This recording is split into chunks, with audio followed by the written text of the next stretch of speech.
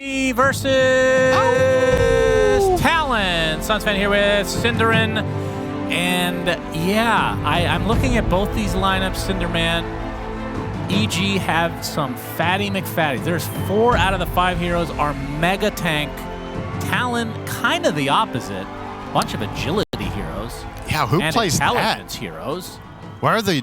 I mean, they do have 2 universal heroes, and to be fair. Universal Wait, do as EG well. have 0? What a draft! That's right. That's 0 universal heroes. What's the win rate on 0 universal heroes? Wow, that is refreshing. It's hard not to cheer for that lineup. Think about that. That's crazy. You're a real hater. It's okay. Yeah, we'll get there. I want to highlight something about Talon's draft first and foremost. Pango offlane is not something a lot of teams are running anymore, but it's going to be interesting to see Jabs in this game running this offlane Pango. Like, most of the time when we've seen it, it's been run in the mid lane recently. It used to be offlane for quite a while, but then its laning got nerfed in that aspect, and it was moved more toward that mid role. Part of the reason this hero isn't seen that commonly as an offlaner is it generally doesn't exert a lot of pressure, and it's really level dependent, and you get neither truly from the offlane. So I'm curious to see Jabs, how much he can bring to the table here. At the very least for him, I guess the Medusa matchup is pretty straightforward for Pango. He's not going to get very pressured from the side of EG. And, I mean, overall, what can I say? This is refreshing to see these picks, right? This is a lot of heroes that we haven't really seen much. For sure. Can't believe I think it's exciting to see PL, but here we are. True. I mean, it's Lion, love Lion. It's all about variety. You know, that's all we want in life is variety. Yeah. And it's been a universal patch, which is ironic because it really hasn't. It's been literally universal heroes in terms of the attribute. Yeah. Not the true meaning of True that. Yeah, this should be an interesting top lane to watch. Lion is a very frail hero, but he has offensive play potential with heroes such as Mars once you get a couple of levels. Mars Lion as a lane isn't particularly high up there, but at the very least they're laning against Phantom Lancer, so that's not the kind of lane that will put massive amounts of pressure. Pugna is a little bit tricky, though, to deal with as Lion. He just trades better than you. But Mars can definitely swing the balance there. And PL is the hero for Talon to keep an eye out to give a good game here. If 23 struggles, I think their strategy is very likely to fall apart, because as much as the other heroes like to fight, as you said, EG's lineup is kind of a brick wall. So they sure are. I don't think the rest of their heroes have enough damage once Underlord gets a pipe. There is also the... I assume it's still a bug, Cinder. Do you know what I'm talking about before I even say it? Arena versus Pango? Yes. Do you know if that's been hot fixed? If I do anybody not know. knows if this is technically a bug, as Ollie is going to get first blooded by Whisper, and actually he's going to get the successful spear onto 23 Savage as well. And here comes the tentacle surprise onto 23 Savage. Fairy Fire is going to keep Matthew alive a little bit longer, but 23 Savage will fall as well. Double kill for Whisper. That is a dream start for any Mars offlane, or any offlane in general, for that Mars matter. is so good when he gets a head start, so this is huge. This hero doesn't tend to win lanes significantly, but when he does, against a hero like PL, who's very much a slow build-up hero, this is good news for EG fans out there. Also, Whisper. I feel like if you could pick any hero or any player on EG's lineup and you want to give them the dream start, I actually think I would pick Whisper, despite, you know, Pakaz is getting a lot of the credit for this team. He's obviously an outstanding carry player, but Whisper a lot of the time dictates the pace of the game.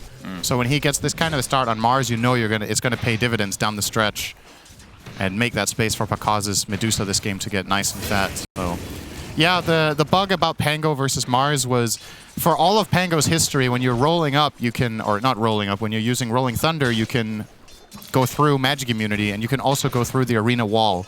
But in this patch, for some reason, the arena wall is counted as debris for the Rolling Thunder, so you actually bounce off the wall. No, you actually do not bounce. You get stuck in the wall. You get stuck in it? Yes. From either side? This is from me playing it. Okay, then it's 100% a bug. This is from me playing it 2 weeks ago, and I can't speak 100% whether that's still the interaction now. I thought you just bounced. There definitely has not been any notes about it. Okay, because if you bounce, I mean, you could say it's a change, because technically it is debris, right? He makes, like, terrain in a way. Yeah. You could, like, argue for that, but if you get stuck in it, it makes no sense. So We'll see if that's a deliberate part of the counter pick. I think Mars has other merit in this game. The hero's really good together with Medusa. You encase people so they can't get away from her. She just gets to stand and deliver. He has a pretty good match against the Phantom Lancer. But yeah, it might have been an X factor in deciding this pick for EG, of course. And you would imagine the teams are aware. So if it's common knowledge, then can't really blame them for taking advantage of it. And I mean, I feel like that's been the only time. Nice deny there. That was beautiful. I feel like the only time I've seen Mars in this patch actually has been against Pango, specifically because of that quote-unquote bug. Yeah. I mean, if it works the way you say, it's not quote-unquote, and it's absolute. That is not. You never know with these patches. Jabs gets off the swashbuckle, which was just nerfed. We'll talk about it in just a moment. One more decay will do it. Panda's gonna pop his mango and take him home. The swashbuckle, let's talk about that, because that seemed like the biggest nerf for him. So the dash range has been reduced by 150 at level 1. Holy. It ends up being the same when you level up to level 4. Yeah. But 150 at level 1 is pretty drastic. And keep in mind, a lot of the time, Pangos will max shield crash first, right? So that means you're gimped for a long time. And look at this. Domination in 2 lanes now for EG. 4-0 advantage. And then how's the mid lane faring? C-Smile is 24-10. Mikoto 24-3. So the CS technically in favor of C-Smile. This nerf is actually massive for offlane Pango as well, which we didn't really talk about that, right? With the fact that with the nerfs when you play offlane, a lot of what Pango used to be able to do in the offlane was escape trouble, right? It's like, okay, I'm getting gone on, I can at least swash away and reset if I haven't used it for CSing. But with that distance being 400, and the fact that you need to finish the animation, so sure, you're jumping 400, but you're not creating a 400 gap, because you're quote-unquote stunned when you arrive until all slashes come out. So how much distance are you really creating between yourself and a chasing range carry? Like maybe 200? It's not great. So that might really come into play. I actually think this time that Jabs died to the Undying, he might have lived. Yeah, I mean, that was a very baby swashbuckle based on past patch. He would have been close to being away from that decay with another 150, so maybe already seeing it come into play there. C-Smile will not be getting this rune. Talon are covering that very nicely, so Mikoto will grab himself an Invis. Not doing too poorly in that mid lane. I would say this is an Underlord favored matchup. He beats most melee heroes. You just put down Firestorm, you get more damage than the enemy heroes with Atrophy Aura, and you just get those denies. But the big win. Matthew, Blood Grenade and Spirit Lance, but here comes the arena from Whisper. You can see TP supports are coming. Matthew looks to be fine, actually. Oh, Swashbuckle hit the wall. Whisper. Oh, Spirit Lance actually will connect again as Matthew being pursued by the PL. Whisper finds the kill onto Ollie as Matthew he actually wanted to go back in. Yeah, he's trying to bait with this Lotus. Panda. Oh, did he miss the swashbuckle? Jabs. Not doing that much damage now. Kind of a segregated fight overall. Whisper dodging another nuke here. Oh, Jabs. Gonna get the spirit, or the spear, I should say, into the nuke. And Whisper is just I do not want to play Pango anymore in this game now. I don't mean in Dota in general, but if I'm the Pango, this is really brutal. You just TP'd top to help. You died, got no kills, and now you have to walk back to bottom to meet a level 6 Medusa who has treads, and you have a bracer. This is not going to be a particularly fun time. Yeah, and I think for the Musketeer. Of the 4 games so far that we've seen today, that we've cast, this will be the 3rd game where one team has a severe advantage in the laning stage. Yes, it's definitely been... But of those games so far, the previous 2, the other team actually came back to a degree that made it interesting, but never overcame it for Game of Gladiators. Right. So we'll see if this And well, in the case of Bedboom, they never came back. They just got stunned. Yeah, that was the one. That was just an absolute beat. Oh, I guess all 4 games then, yeah. Well, right. Panda taken out. First kill on the board for Talon. They will find a Aether into Blastoff combo on the 5 Undying mid, so a little bit of something, but the writing on the wall right now is with how these lanes have gone, Pakaz should have free reign of the map. Whisper is going to be able to make a lot of plays with his Mars. We're looking at probably a 10-minute dagger at this rate. Lion, who is generally a weak laner, is off to a pretty good start with 0-0-3. If you find some levels here and there, he can also be a part of it. And obviously, let's not forget the X factor of Fiend's Gate. That is going to come into play. When this Mars and Lion look for plays around the map, they can always count on a +1. Yeah, Pakaz. Yeah, the panel was talking about Pango as a possible solution to do so. I don't see Jabs getting a defusal at any reasonable time this game. And look at this juicy stack for C-Smile. Very nice. He's got A-Toast on the menu. I think what Talon have to do is get Pugna up to level 5 and start blasting bottom tower, open up the map a little bit. Pango now with his level 6 can potentially look to team up with Mikoto. But the challenge here is, who do you kill? I think Medusa is a very tough kill. I think Underlord is a very tough kill. I think Mars of the 3 is probably the most feasible one, but even he is starting to look dangerous. So he's the one that's most farmed in the game now. You got to be really wise about how you make your moves here, and you got to make them count for Talon. If you make a couple of failed ganks, you really run out of steam. It's nice to see Ollie doing that bottom push here, opting for that. It's the best aggressive play he has access to right now. He's going to keep that up. Mikoto, he's in a bit of trouble. He's in a lot of trouble. Well, he does get the pulse off and the close call. The astral step. So we'll be fine. Pauses the game. Yeah, that's why he got stunned. He got away so fast he broke the sound barrier. That was a really, really quick astral step. Yeah, but Talon have a lot of work cut out for them this game. Down 3K already. Yeah, Whisper ported down here, but he can't defend this. So this is some good news for Talon, that the Mars rotation will not bear fruit, because sure, maybe he wants to transition down here anyway to give the top half to Medusa, but it never feels nice to TP down to a broken tower. Maybe Whisper was hoping they could set something up, but his teammates weren't really ready. C-Smile doesn't have ult skilled yet. Resources on the supports might not have quite been there with TP cooldowns and cooldown on other things. So let it go. Dagger coming up in 100 gold for Whisper. So yeah, that 10-minute mark pretty much spot on. Very, very good timing for the offlane Mars. And let's see what they want to do with it. I'd imagine Whisper wants to take some initiative at trying to find the PL as well as the Void Spirit. I feel like targeting Pango is probably going to be largely a waste of time. I actually don't think you need to be very concerned with that hero in the game already after his 2 deaths. Man, how many stacks has C-Smile taken? Gracious. He's been pretty effective. Everywhere he goes, there's a stack for him. Opting to not skill the ult still. Yeah. Whoa. That's wild. 0 stacks, huh? They've stacked 16 camps? Look at this in 10 minutes?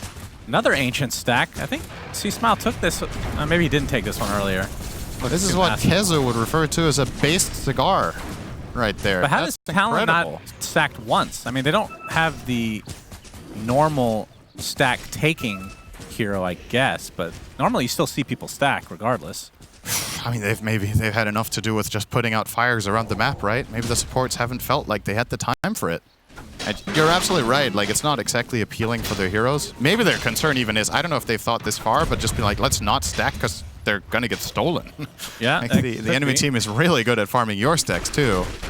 But then if you're taking that into account, you'd think that they would have warded for these other stacks and maybe try to contest at some point, but maybe they just don't feel comfortable fighting yet. I mean, maybe they could have got in and sentry blocked. I think their lineup, in essence, could not have contested this at all if EG are ready. Like, they're just too far behind from the laning stage to really stop EG from doing what they want to do. So I don't really mind them not contesting the enemy stacks, but it is alarming the amount of gold that EG have got out of the jungle so far. It's definitely accounting for more than 1,000 of the lead. Look at this, though. Despite Talon, having 8 bounties, they're still losing. Far behind. Ollie bursted. Woo! Hey, that's stack number 1 for Matthew. One of many. We've talked about this before, about spells that are satisfying to cast in Dota. Finger has to be top 5. It's just so satisfying. Top 5. So your number 1 is Axe Ult. Yeah, easily. And that's definitely top 3 for me as well. Might be number 1 as well. One of my top 5 probably isn't in anybody else's top 5. That's Double Edge. That's so satisfying. Yeah, that's also a pretty satisfying spell. It's very good. But Finger of Death has to be top 3. Yeah, sure. Actually. Well, then Laguna is exactly the same, right? Not quite. Oh, Whisper. Okay. Okay, Sticky Bomb connects. Blast off to follow. He does have his arena available, which he could use against Jabs. We talked about the interaction earlier.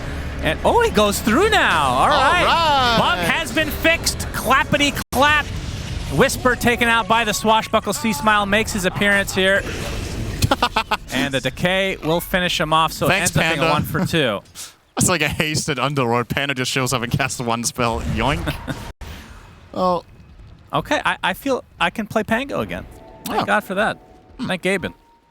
Maybe it wasn't, because there was like, it was a two-way, or a two,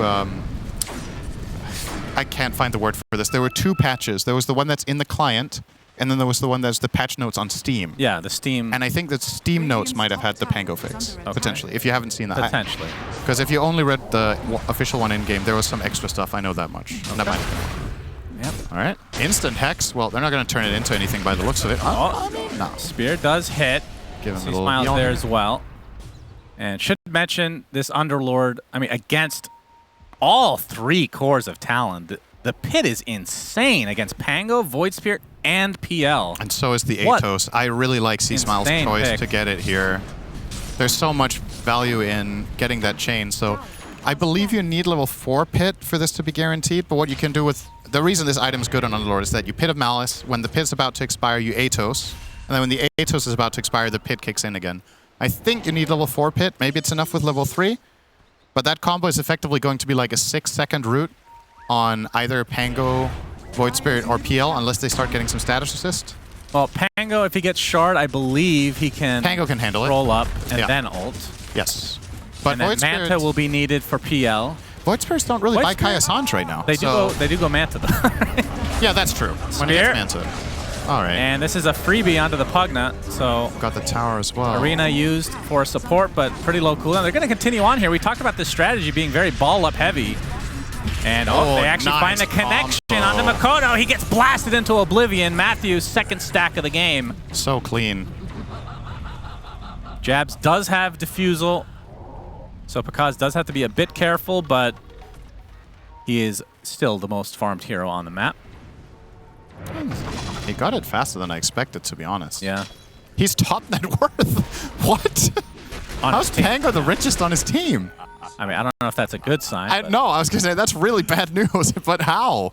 How does Jabs have more net worth than the other heroes? Like, that is... Oof. I thought Void Spirit was still going to be at least ahead of the other two that had a rough start, but guess with that death he just had, got overtaken by Jabs.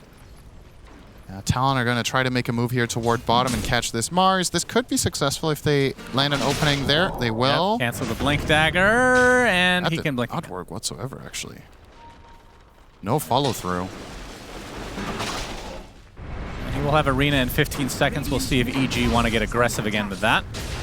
Always nice to have like these ults on your offlaners that don't necessarily have the longest of cooldowns. Another stack here. This is definitely well choreographed. They've played this strat before with the Underlord mid. That is... we know they have. Still but 0 on the side. Yeah. What in the world? Such a weird stat. I don't think to I've look ever at. seen that before. Oh, they're stealing it. That's some nice... Okay. Oh. Oh my. Juicy. For Q. Named after his sticky bomb hotkey. Actually, his nickname. Used it there. Are you sure he doesn't use Legacy? No. Okay. Thank you for your comments. What was Omni Slash in Dota? Was it M or O? N. N. That's right. The original hotkey for Omni Slash was N. God, I hated that. The reason was it couldn't be M because that was move. Right. It couldn't be O because that was... Is that Patrol?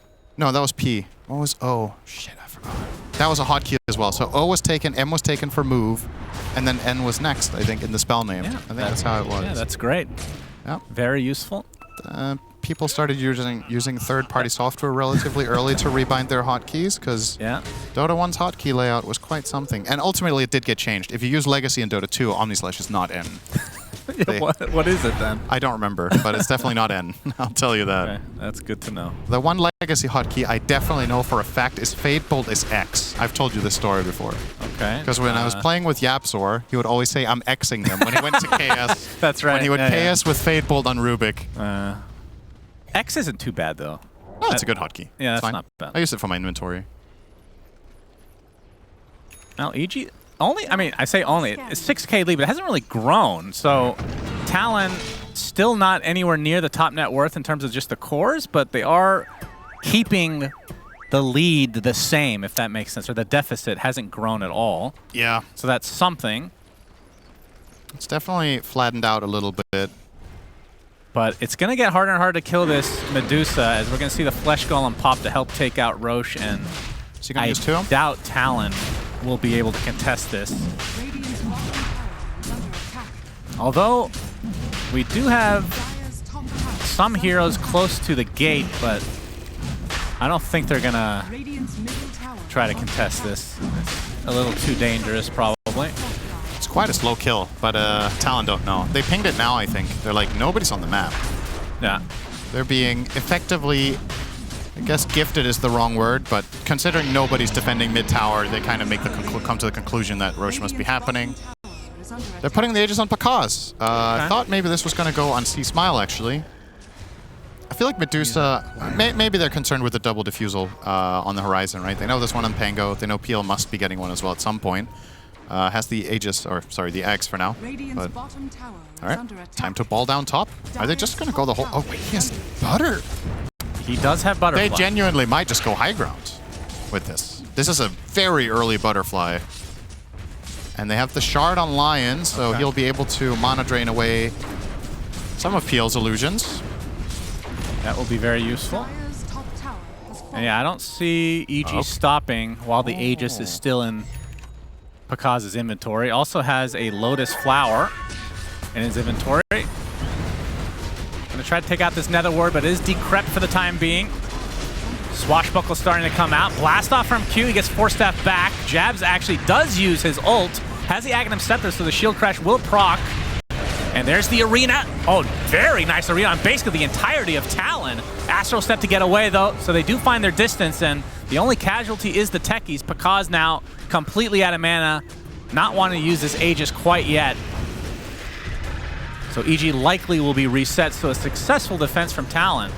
Although they could just Fiend's Gate back and forth from the fountain and just try again. Looks to be the idea. Man, what a cool ult this is. Yeah. What a great idea. Yeah, great idea. Whoever thought of this idea deserves a raise. How much did you get for that idea again? Free of charge. Okay. I don't think I suggested it exactly in its form, though. I can't take full credit for it being a 20-second two-way gate. Actually, I don't remember anymore. You probably just made up the whole thing anyway. Knowing you, narcissist. I didn't even come up with it to any extent. To be fair, though, I've been told it was actually an old idea, and there might have been a different version of this gate at some point in Dota's history, but I don't remember it. Yeah, it sounds like you to recycle old ideas. Yeah, I never have an original thought. That's understandable. You were coded after all. Yeah, so. That's true. Tier 2 tower now I falling. scraped the Play Dota forums, and then I came up with an idea. Yeah, a lot of great ideas on that forum. There's the diffusal. Yep, a little bit slower, but he did get the Ags first. He went Ags first, so this is obviously going to be very, very far off the average timing, because most PLs get that first. The diffusal, that is. Dire are scanning. Yeah, so his Ags, of course, is the Spirit Lance bouncing, which used to be his Shard, but kind of an upgraded version of it. I'm curious to see if this game is going to reach a state, like, depending on how late it goes. If Lion gets level 15, we might see something we rarely see with this hero. He might take the Mana Drain talent and just siphon mana into Dusa. It's actually a pretty cool combination of heroes. Oh, Makoto, he pops that shield rune. He finds Whisper. Here comes the Pit of Malice, though. Jabs with the Rolling Thunder coming through. Not really going to find any connections, though. Looks like Panda will be a sacrifice for EG, but the arena coming in from Whisper, only on the Pugna again, as Makoto's able to Astral Step to safety. When do they with the Aegis on their side for EG. What's that? It's just asking when C-Smile had Atos ready, but didn't matter. They couldn't chase that one down. But yeah, this Lion level 15 talent is pretty interesting. I actually don't know how this interacts with the Shard. So the talent you can take on 15 on Lion is Mana Drain restores allies. So you can drain into allies, losing mana yourself and giving them mana, which is obviously very strong in Medusa. The EHP from this is crazy. But if you have Shard, I don't know if you drain into Dusa and then also hit enemies at the same time. Well, I'm sure we'll find out if he ever gets to level 15. Also took a very unusual level 10 talent. Is that a mistake? I feel like this talent is just... Mana Drain slow. Huh. I don't know. I always, whenever I read that Talon, I was like, that sounds incredibly underwhelming compared to Earth Spike damage. Because this like also your wave clear, farming spell, you know. But maybe Matthew wants a bit more. Talon are about to hit a bit of a power spike. I mean, the Aegis is being consumed in 40 seconds. Jabs, he's had the Aghanim Scepter for quite a while, but he just hit 15, so finally gets the talent that makes the Ags actually good, and now he's about to pick up a Blink Dagger. So his impact on these fights is going to be much more impact. I said impact twice in the same sentence, but you get what I'm trying to say. Good one. His impact is going to be very impactful. Talk about impact. Manta now online for Makoto. So another way to dispel the Pit of Malice, but of course, like you said, there's going to be multiple ways to root, but he will at least have time to dodge the Atos. So they definitely have some tools. I mean, PL on the other hand, I assume, Manta's going to be next for him, but that's kind of far away at this point. Yeah. Still, as you pointed out earlier, the gold lead hasn't really gone up for EG in the last 10 minutes. It seems like... Didn't they also have 5K at minute 14? I think so. It's around there. It's been a while around this net worth. There's a big item coming out now, though. Medusa with the full completed BKB. So Pakaz can definitely stand his ground here, and he's buying this as a means of protection against this just flat-out chain stunning that Pango can provide, along with techies, all the damage from the mines, with the Veil. He is a possible kill if they line up everything really cleanly, I suppose, but it's very hard, and obviously EG have counterplays, so they might just not really decide to take this fight. Double damage in the river, nobody knows yet. Yeah, Paz is just going to keep strolling up. I think both teams know generally where each other are. Whisper's going to get initiated on for the time being. Tombstone on the high ground. Atos immediately dispelled, but there's the arena with the spear to follow, and more roots to come. No way to dispel it. Finger of Death onto Makoto. He's dead. 23 Savage still stuck inside the arena, and he falls as well. So 2 cores dead pretty much right off the bat as BKBs galore pop by EG. No way for Talon to fight back now as Ollie takes the tumble. 3 dead with nothing done to EG, essentially. Such a clean... I want to replay that.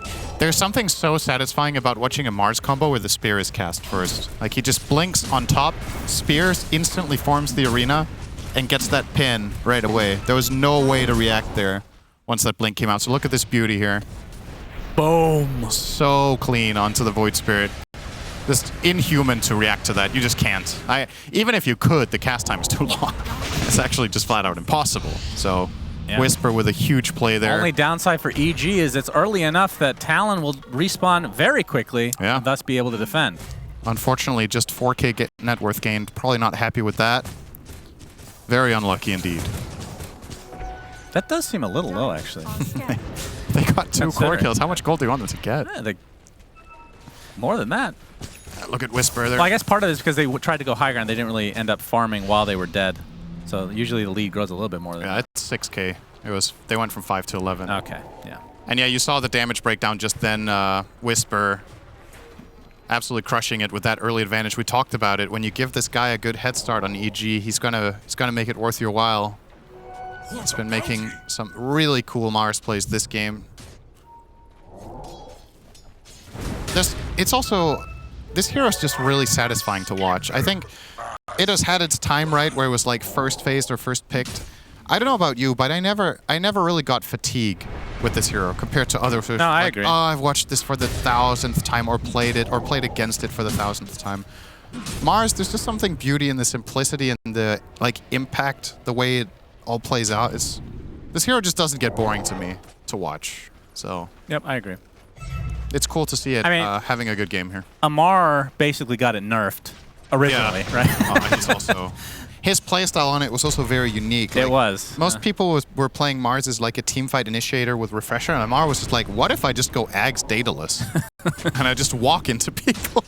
Yeah, the soldiers, man. Yeah. I love that. He had some ridiculous games with that. It was very, very fun to watch. And just to echo the thing BSJ was talking about, like, the thing that makes these new cool builds is that somebody gets the idea, tries it, gets flamed in a pub, and is then just like, I don't care. I thought it was good, so I'll do it again. Yeah.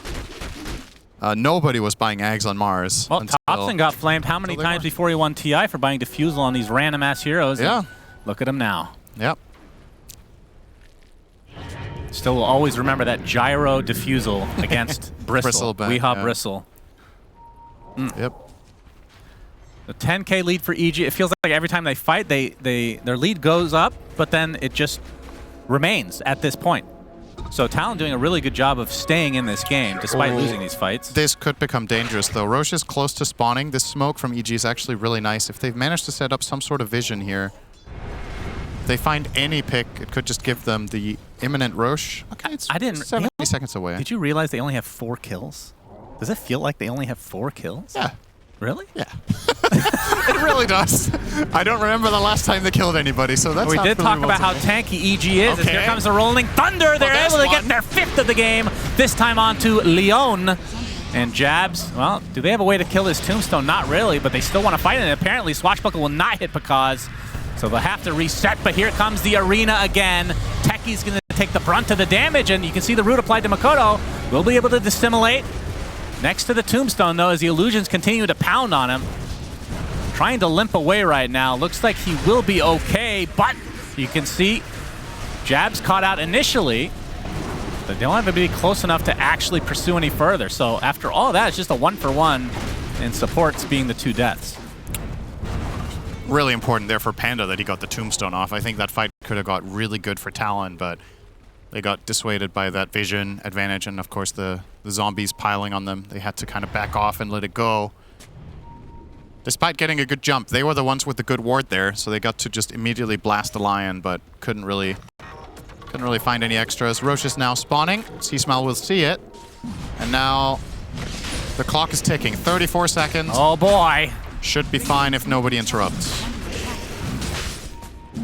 So this will be the second Roche. Oh, are they? Oh, they scanned the gate. I see. Yeah. Yeah, will be a freebie. Who do you give this to? Pakaz again? Probably. I think they want to go high ground with this, but you could also, yeah, I think you give Pakaz Aegis and then give the cheese to C-Smile. Currently sitting on Whisper. I do want them to put this on the Underlord. He gets so much value out of this. He has insane EHP with the Shivas and... Shivas. Shivas.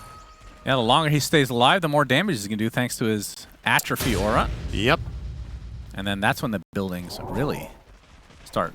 I would at least like to see them take it out of the backpack. Surely that's not where it goes. Like, put it in instead of your wand if you want to keep it. There we go. Or instead of the bracer. All right, so they want it on Whisper. That's fine. It was either going to be him or the Underlord. Here comes Pakaz. Yep, Jabs. Going to try to slow him down again. Kill the whole wave.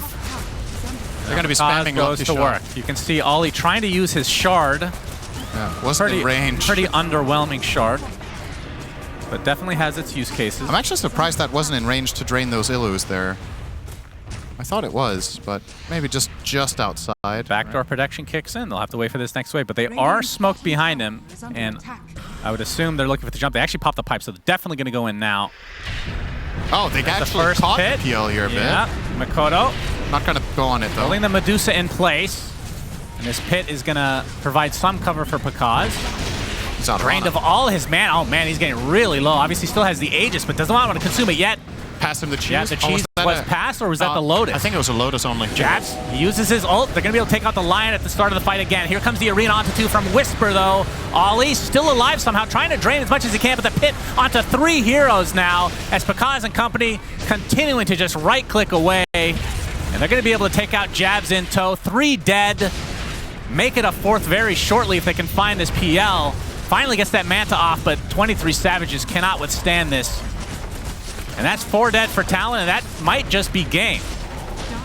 Yeah, this is at least 2 lanes. Underlord is going to push super fast here together with the Medusa. How much damage does C-Smell have right now? Plus 162. Yep, not bad. Fortifications pop. This will slow it down a bit, but they know that these 2 cores will not be back for quite a while. It's a little-known fun fact about Underlord right now. With this 200-plus damage he has from Atrophy Aura, he has about the same damage as Void Spirit does on level 19 with 0 damage from Atrophy Aura. Oh, that's very nice. So, well, being universal is a skill in and of itself, right? That's 2 lanes of racks. It's 3. And they will attempt to go for their 3rd. They will succeed. PL will be too late, and without the Pango, they have nothing to stop Pakaz.